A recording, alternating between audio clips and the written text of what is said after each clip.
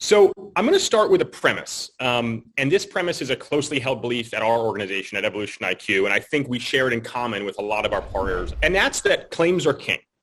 So what does that mean? People say that, it's the golden age of TV with Netflix. It's the golden age of this and that. We believe this is the golden age of claims handling. And that's for a few reasons. Overall, we think that claims have the largest remaining lever on profitability of insurance organizations over the next 10 years. Why is that? Investment returns are down and likely to stay there with low interest rates. That's no secret. Underwriting and distribution have become intensely competitive, both locally and globally, and hyper-competitive, pushing prices down across the board.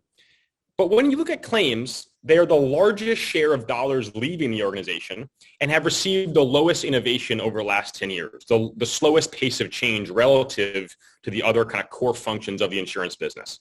We think that's a huge opportunity. We think that every claims executive, every claims manager should be looking at the next 10 years fervently excited about the opportunity in front of them because of where they're starting today. So we think that claims are king because of what technology can do to assist in the optimization going forward. The first theme there is that we'll talk about is reactive versus proactive. How do we enable claims handlers and teams to be proactively working on their claims with information at their fingertips that drives impact versus reactive, falling back to process, waiting on information. So we'll dive into that first.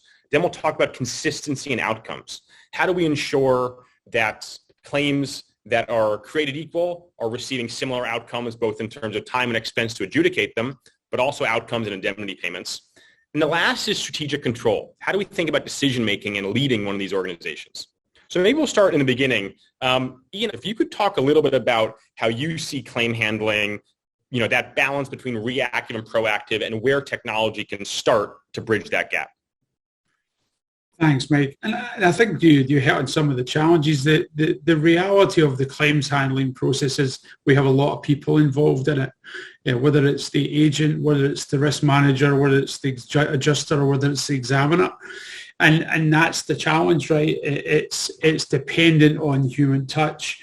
What we need to do is start to bring in technology and AI to help speed up that process, right? And when you have a claim, you don't usually have one. To your point around Adam's organization, you have hundreds of thousands of them, right? And the reality is there's never enough adjusters to go around. There are never enough examiners to go around.